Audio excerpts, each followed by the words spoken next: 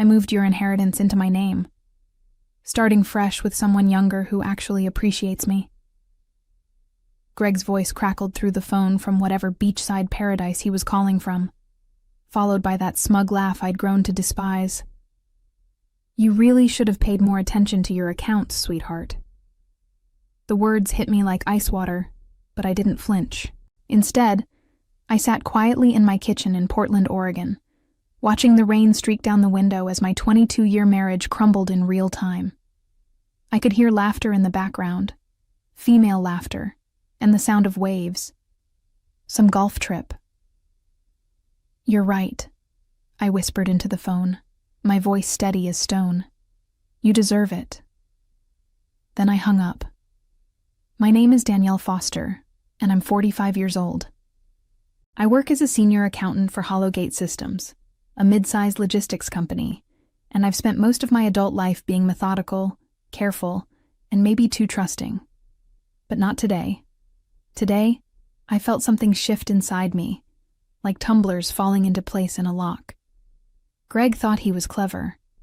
He thought that after 2 decades of marriage, he could simply waltz away with the inheritance I'd received from my Uncle Theodore 18 months ago. What he didn't know was that I'd learned to be very, very careful with money, especially after watching him blow through his own savings on his midlife crisis toys. The motorcycle, the expensive golf clubs, the designer clothes he claimed were networking investments. I poured myself a glass of wine and sat back down at my kitchen table, where my laptop was still open to the banking portal I'd been checking when he called. The inheritance, $600,000 plus the family cabin in the mountains, had been my security blanket, my escape plan that I'd hoped I'd never need to use. But Greg's timing was spectacularly poor. What he didn't realize was that Uncle Theodore had been more than just wealthy. He'd been paranoid about money, having lost his first fortune to a scheming business partner decades ago.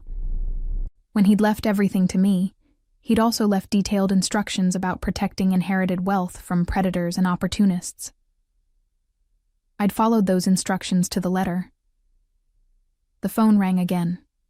I glanced at the caller ID and saw Greg's number, but I didn't answer.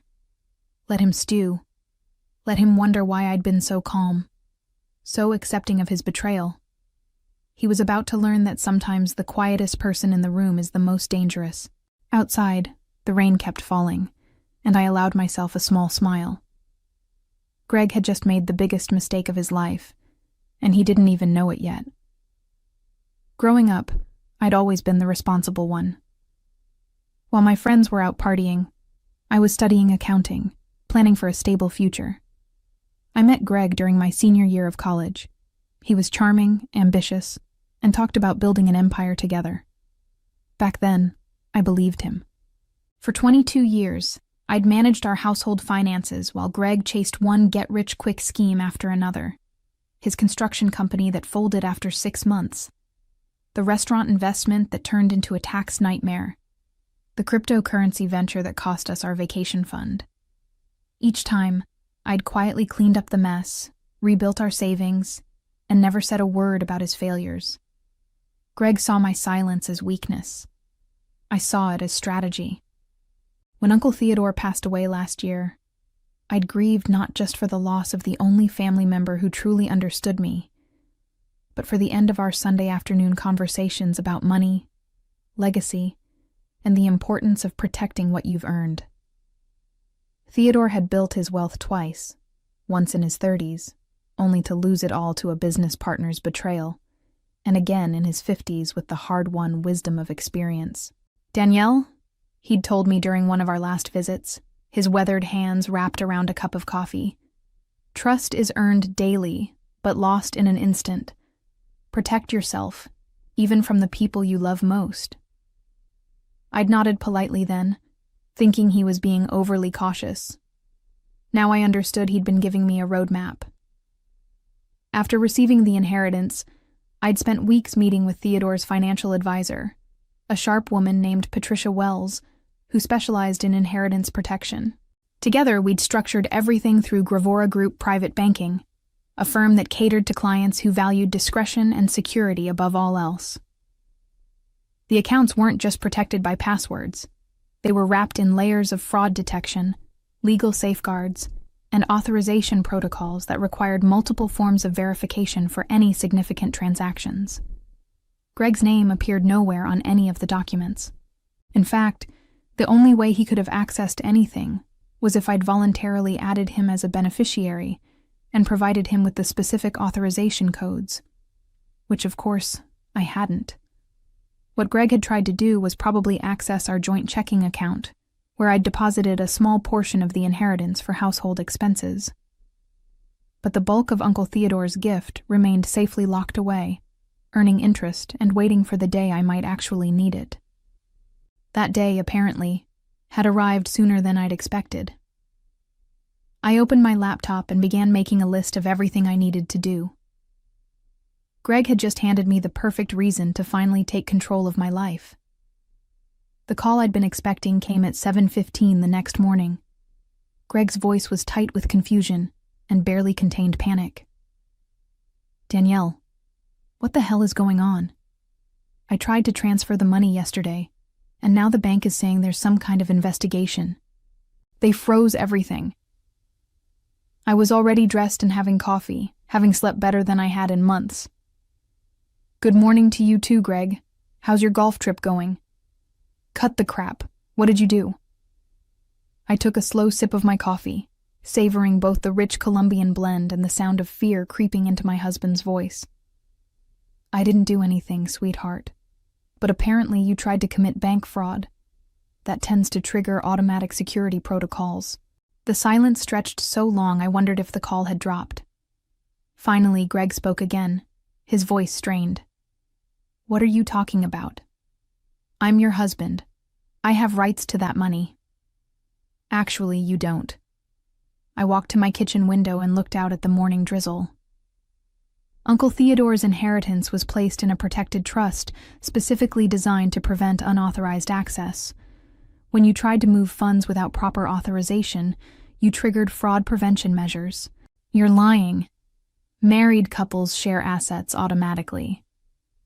Not inherited assets placed in protective trusts, Greg. Especially not when the beneficiary has been advised to protect those assets from potential threats. I paused, letting that sink in. The bank considers your attempted transfer to be identity theft and attempted grand larceny. I could hear him breathing hard through the phone. In the background, I caught the sound of that same female laughter from yesterday. My replacement was apparently still enjoying her vacation, blissfully unaware that her sugar daddy had just become a liability. "Danielle, you need to fix this. Call the bank and tell them you authorize the transfer." "Why would I do that?" "Because we're married. Because you love me. Because you called me yesterday to announce you were leaving me for someone younger," I finished quietly. "Because you've been lying to me about this golf trip? Because you thought you could steal my inheritance and run off into the sunset?" Another long silence. When Greg spoke again, his voice had lost all its bluster. "I can explain everything." "I'm sure you can, but I'm not interested in hearing it." I set down my coffee cup and reached for the manila folder I'd prepared the night before. "I'm filing for divorce today, Greg. My lawyer will be in touch." "You can't do this. That money belongs to both of us." "No," I said calmly. "It really doesn't. And thanks to your little stunt yesterday, you've just made my divorce attorney's job incredibly easy." I hung up and turned off my phone. Today was going to be a very busy day, and I had a lot of people to call. But first, I was going to enjoy another cup of coffee and watch the rain. For the first time in years, the weather matched my mood perfectly, clear and refreshing. By 9 a.m., I was sitting in the offices of Patterson & Associates, the law firm I'd quietly consulted 3 months ago, when Greg's behavior had started becoming increasingly erratic. My attorney, Jennifer Patterson, was a sharp woman in her 50s who specialized in complex divorce cases involving hidden assets and financial fraud. "Danielle, I have to say, this is one of the cleaner cases I've seen in years," Jennifer said, reviewing the documents I'd brought. Your husband essentially gift-wrapped his infidelity and attempted theft for us. I'd come prepared with everything. Screenshots of Greg's suspicious credit card charges over the past 6 months, including hotels in cities where he'd supposedly been on business trips, expensive dinners for two, and jewelry purchases I'd never received. I also had the banking records showing his attempted unauthorized access to my inheritance, complete with timestamps and fraud alerts.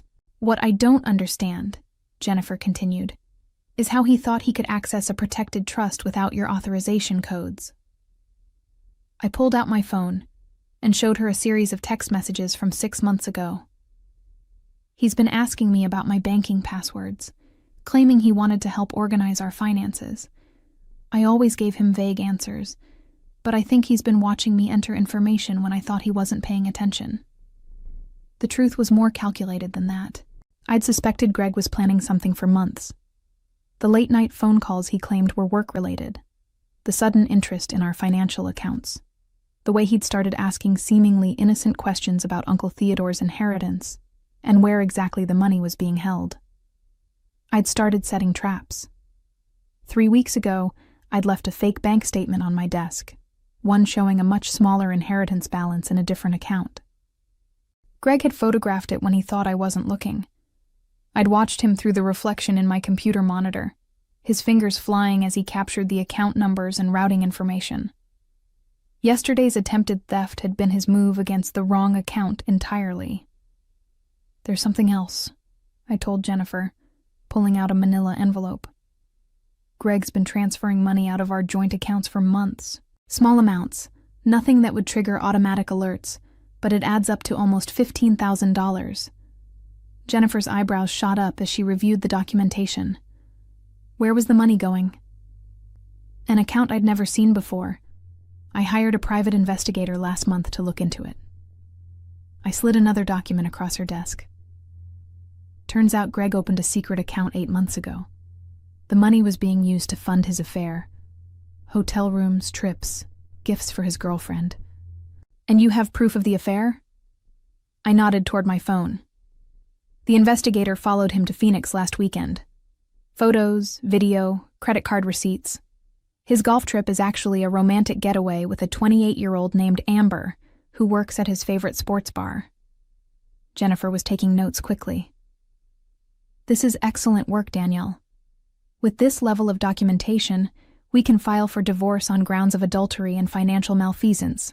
Plus, his attempted theft yesterday gives us leverage for a very favorable settlement. There's one more thing, I said quietly. When I set up the inheritance protection with my uncle's financial advisor, I included a clause that would automatically revoke any claim Greg might have to shared marital assets if he ever attempted to access the inheritance fraudulently.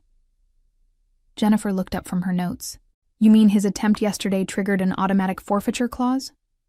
As of yesterday evening, Greg legally forfeited his claim to our house, our shared savings, and his portion of my retirement accounts. I smiled grimly. Uncle Theodore was very thorough in his advice about protecting family wealth from predators. Jennifer sat back in her chair, looking impressed. Your uncle sounds like he was a very wise man. He was, and he taught me that sometimes the best defense is preparation. The call from Patricia Wells at Gravora Group Private Banking came at 11 a.m., just as I was leaving Jennifer's office. Patricia's voice was professionally calm, but I could hear satisfaction underneath. Mr. Foster has been calling our offices repeatedly since 8 this morning, she said. He seems to be under the impression that he can resolve this situation by speaking to a supervisor. And what have you told him? That any investigation into attempted unauthorized access to protected accounts must be handled through proper legal channels. We've also informed him that his actions have triggered automatic security protocols that cannot be reversed without court intervention. I smiled as I walked to my car. What exactly does that mean for him? Well, the attempted transfer has been reported to federal banking authorities as suspicious activity. Additionally, his social security number has been flagged in our system as a potential threat to account security. Any future attempts to access accounts linked to the trust will result in immediate law enforcement notification. This was even better than I'd hoped. Uncle Theodore's paranoid security measures were turning out to be a gift that kept giving. "There's something else," Patricia continued. "When we were reviewing the incident, we discovered that Mr. Foster had been making inquiries about your accounts for several months.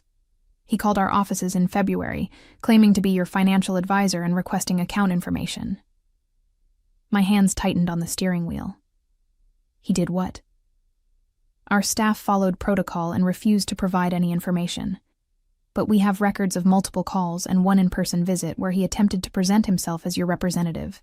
At the time, we simply logged it as suspicious activity, but given yesterday's events, it establishes a clear pattern of premeditation."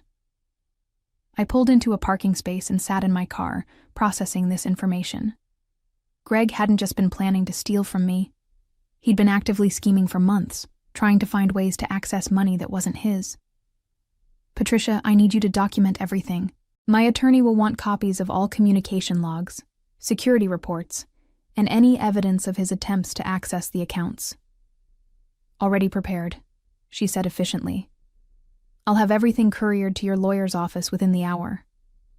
After hanging up, I sat in my car for several minutes, watching office workers hurry through the drizzle.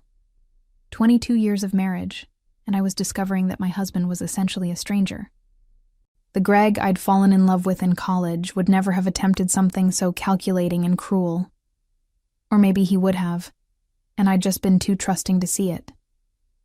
My phone buzzed with a text message from an unknown number. "This is Amber. Greg told me what you did to him. You're a vindictive bitch who doesn't deserve a man like him. He's never been happier than he is with me."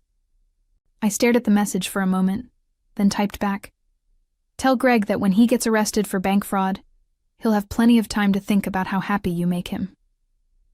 The response came immediately. "What arrest?" I didn't reply. Instead, I forwarded the text to Jennifer with a note.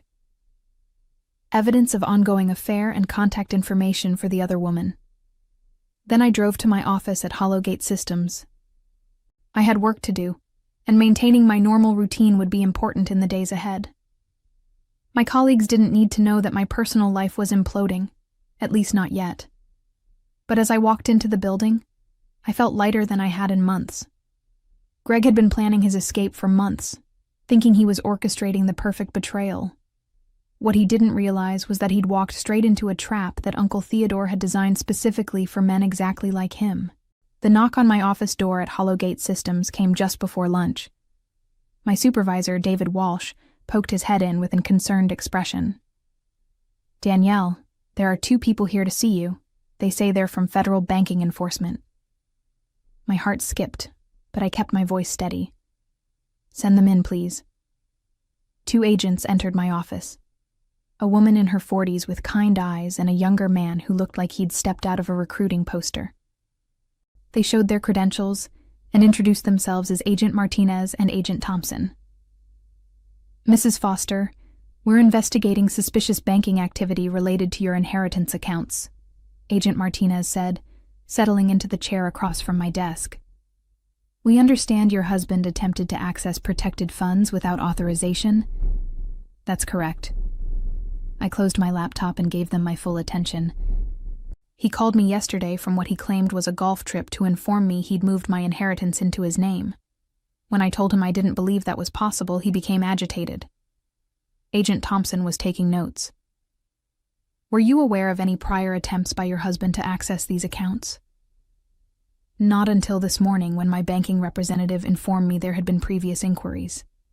Apparently he'd been calling the bank for months, claiming to be my financial advisor." I paused, choosing my words carefully. "I should mention that I'm filing for divorce. My attorney has documentation of financial irregularities in our joint accounts as well." The agents exchanged glances. Agent Martinez leaned forward. "Mrs. Foster, we need you to understand that what your husband attempted wasn't just a civil matter between spouses. Attempting to access federally protected inheritance trusts through fraudulent means is a serious crime." "How serious?" "Bank fraud charges could result in up to 20 years in federal prison and substantial fines," Agent Thompson said quietly, "especially when there's evidence of premeditation and ongoing deception." I felt a cold satisfaction settle in my chest. Greg thought he was stealing my money and running off with his girlfriend. Instead, he'd potentially destroyed his entire future.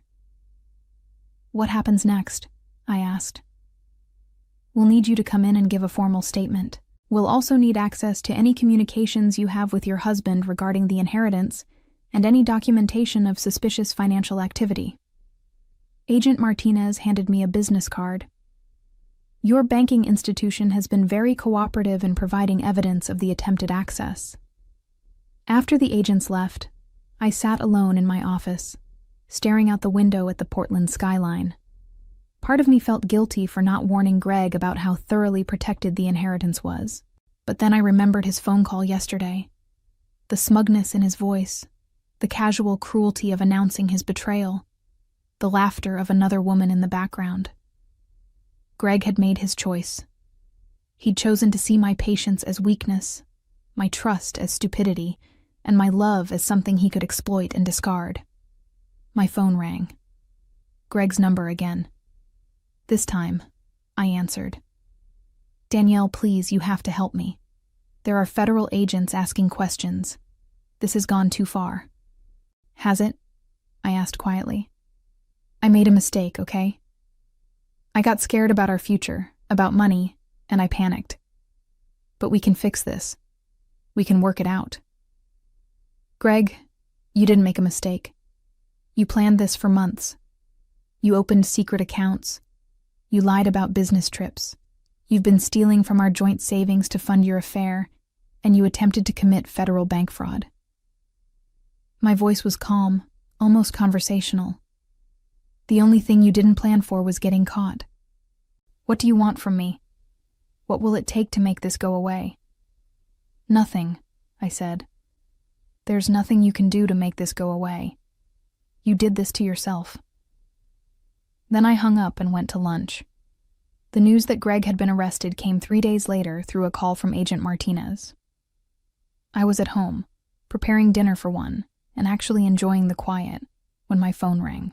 "Mrs. Foster, I wanted to inform you that we've taken your husband into custody on charges of attempted bank fraud, identity theft, and violation of federal banking regulations." I set down my wooden spoon and leaned against the kitchen counter. "Where was he arrested?" "Phoenix. He was attempting to board a flight to Costa Rica with his companion when airport security detained him." Agent Martinez's voice carried a note of satisfaction. "Apparently, fleeing the country while under federal investigation isn't advisable." After hanging up, I poured myself a glass of wine and called Jennifer Patterson with the update. She was delighted with the news, explaining that Greg's arrest would expedite our divorce proceedings significantly. "A spouse in federal custody for financial crimes pretty much eliminates any claim he might have had to marital assets," she said. "Plus, his attempted flight from the country suggests consciousness of guilt." That evening, I received a series of increasingly frantic voicemails from Amber, Greg's girlfriend. The first was angry, accusing me of destroying a good man out of spite. By the third message, her tone had shifted to pleading, asking if there was anything I could do to help Greg. I deleted them all without responding. The next morning, my doorbell rang. A courier delivered a thick envelope containing documents from Gravora Group Private Banking. Patricia Wells had included a handwritten note. "All security protocols have been reset. Your inheritance remains fully protected and has continued earning interest throughout this ordeal. Your uncle would be proud." I smiled, thinking about Uncle Theodore's warnings about predators and opportunists. He'd been absolutely right, and his preparations had saved me from losing everything to a man who'd never deserved my trust in the first place. 6 weeks later, I stood in the courthouse as Judge Morrison finalized my divorce decree. Greg appeared via video link from federal detention, looking haggard and defeated. His public defender had advised him to agree to all terms, rather than fight a battle he couldn't win. The settlement was everything Jennifer had promised. I kept the house, my retirement accounts, the inheritance, and my car. Greg kept his legal troubles and a debt to the federal government that would follow him for decades. The defendant forfeited any claim to marital assets through his attempted fraudulent access to protected accounts, Judge Morrison stated for the record.